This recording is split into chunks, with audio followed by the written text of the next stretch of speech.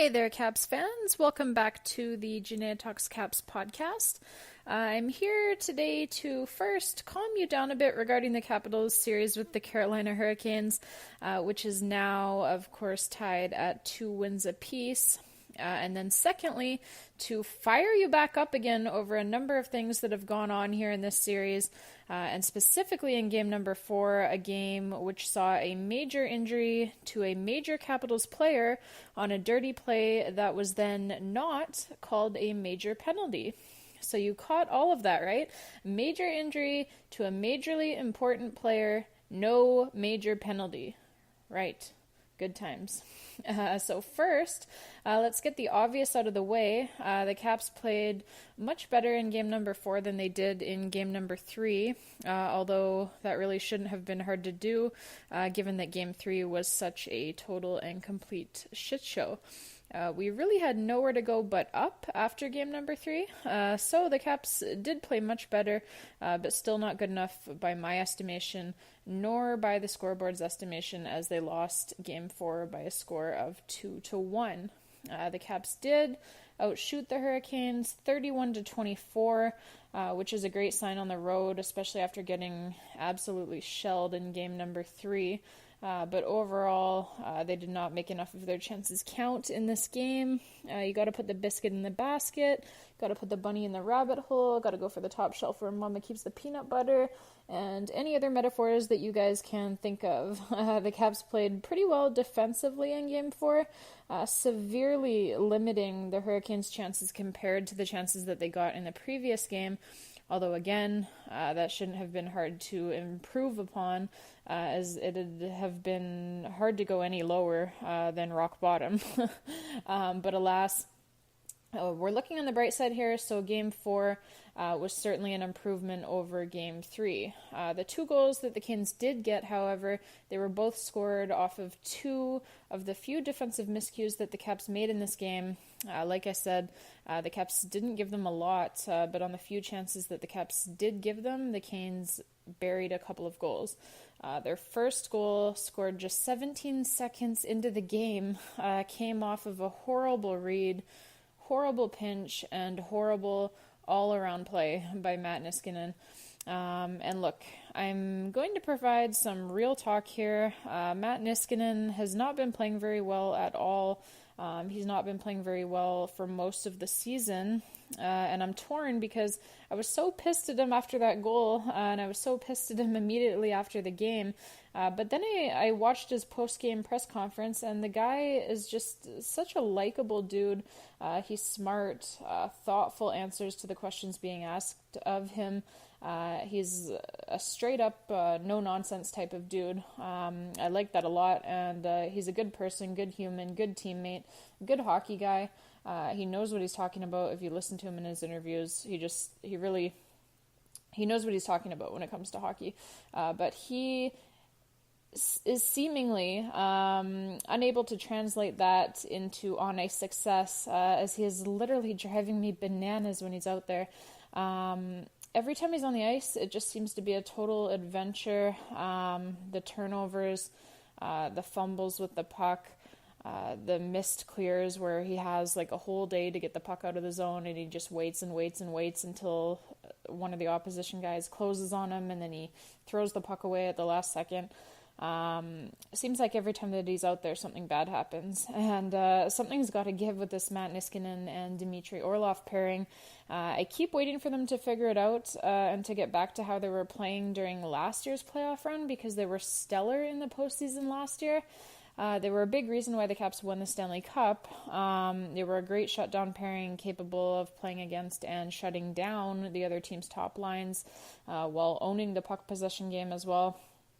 But this year, it's like I don't even recognize them. I don't know if it's the Stanley Cup hangover effect or what, if they're tired, if it's just that, Niskanen, he's getting a little bit older and a little bit slower, or if maybe it's a combination of all of that. But all I really have to say is, wow, they have been a train wreck, and something's got to give here. Even in a game like this one, in game number 4, where we'd been relatively sound defensively, it's still like I'm almost just waiting for something bad to happen every time that they're on the ice together, and I don't want to feel that way. So Todd Reardon, he's got to figure something out, but then again, Todd Reardon's got to figure out a lot of things. I'll get to that just a little bit later. The Canes' second goal of the game, well, unfortunately, it looked almost identical to their first goal of the game. You never want to see that. You want the guys to figure it out the first time that it happens. But basically, a Canes player sent in all alone to fire away at Braden Holtby. And there was really no reason for the Caps to give up that goal. It was at the end of the second period, about 30 seconds or so left in the frame, just to just get to the intermission with the score tied. The Caps had been all over Carolina during that second period, and then they give up a goal to the Canes, a goal which the Canes didn't have to earn with only 30 seconds left in the period. Yeah, you hate to see it, obviously. So it was a couple of mistakes that cost the Caps in this one. Like I said, they played pretty well, but a couple of defensive miscues. That's the difference in the game. And for the Caps part, it was Alex Ovechkin who scored the only goal. Stop me if you've heard that one before. That's Capitals playoff hockey circa 2008 through 2017. It was a bomb of a shot on the one-timer, and the best part was probably his celebration afterwards, as he had a little bit extra for the Canes fans who had been booing him all night long. Really never a good idea to boo Alex Ovechkin unless you want to guarantee that your team gets scored upon. Death, taxes, and Ovechkin scoring while he's being booed. These are the three guarantees in life. They're booing him, by the way, for his knockout of Andrei Svechnikov, which took place during a textbook clean fight between two consenting NHL players, both of whom dropped their gloves at the same time. So go figure. Boo away, you clueless Caniacs. They were also booing and started a "ref you suck" chant as well after Jordan Martinook injured himself while trying to land a hit on Dmitry Orlov. He missed and threw himself into the boards instead, injured himself, and Canes fans apparently think that they should have gotten a power play for that. I don't even know anymore. They haven't had playoff hockey there for so long that they've apparently forgotten the rules of the sport. For the Caps, there's really a number of guys who are not playing up to their potential right now, are not playing the way that we know that they can play. And when I say a number of guys, I mean basically everyone outside of the top line and Braden Holtby. Evgeny Kuznetsov, specifically, he's been a ghost in this series. I'm still waiting for the Kuznetsov of last year's playoffs to show up. If he ever does show up, the Caps are a totally different team, and the Canes don't stand a chance. But right now, he is missing in action, and so are the third and fourth lines, by the way. And so it's basically just the top line that is keeping the Caps afloat right now. The Caps have scored 9 goals so far in this series, and of those 9 goals, 6 of them have come from the top line. So as good as the top line has been, and that's a very good thing, having 66% of your goals coming from one line is probably not the recipe for success. The depth of the Caps was a major point of strength, both in the regular season and in last year's playoffs as well. And with virtually the exact same lineup that they had during last year's playoffs, you hope that it's only a matter of time before things get cooking again. However, they are likely going to have to do it now without TJ Oshie, the team's second leading goal scorer during the regular season, as he was injured in what was really a scary crash into the boards, following a cross-check from behind by Warren Foegele.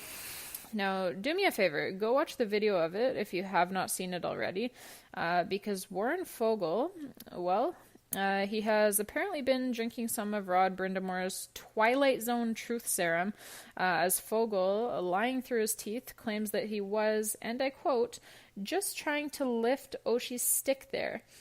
Really? You were trying to lift his stick. That's the best that you can come up with. You were nowhere near his goddamn stick, you little prick. It's a clear cross-check right into Oshie's back from behind and from about 5 feet out from the boards, which everyone who's ever played hockey knows is the most dangerous place on the ice to take a hit like that. If you're Oshie, you're in a super vulnerable spot there. Your back is turned. You're not expecting the hit because your back is turned. You're defenseless if a guy is dirty enough to hit you. Warren Foegele is dirty enough to hit you. As the guys on the Sportsnet panel said after the game, that would be Doug McLean and Colby Armstrong. This is an extremely dangerous play. Foegele knows what he's doing the whole way in there, and like they said, Foegele should be suspended a game for it because it's just a stupid, reckless, careless, dangerous play with no regard whatsoever for a fellow player's safety. And it's exactly the type of shit that they are trying to get out of hockey. So we will see what happens with it. We don't have any updates as of yet. All that I can really tell you right now is that the Department of Player Safety is reviewing it. But, of course, given their sketchy track record of not suspending anyone who injures a Caps player in the past, I'm certainly not going to hold my breath. Now, Rod Brind'Amour, for his part, do you guys want to take a guess as to whether he had a problem with Foegele's hit or not? Come on, take a guess. No, of course he did not have a problem with it because he only has a problem with clean fights where both guys know that they're in a fight. He does not have a problem with dangerous hits from behind on unsuspecting, vulnerable players. Don't be silly. No, Svechnikov being placed into concussion protocol after being on the losing end of a clean fight, that really makes Brind'Amour sick to his stomach. That's what he said, of course, after that game, after that fight. That made him sick to his stomach. But a dangerous push from behind into the boards on an unsuspecting, vulnerable player with a massive history of concussions. No, that doesn't bother Brind'Amour at all. In fact, he actually said something that I've never heard any professional coach say before. He said, and I quote, that he's not at all worried about injured Capitals players. He doesn't care at all if a Caps player gets injured.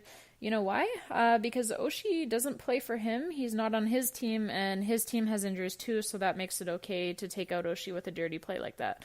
Because I guess it evens it out or something. Never mind the fact that 2 of Carolina's 3 injuries, Michael Ferland and Jordan Martinook, happened when those 2 guys injured themselves trying to take runs at Caps players. It was nothing that the Caps did that got those guys injured, but yeah. Okay, the Oshie thing, totally karma, right, Rod? Listen, I'm really trying my hardest to understand what Brind'Amour's thought process is when he's making these comments, but I just can't get there. Nobody can be this stupid. He has to be faking it, right? He has to.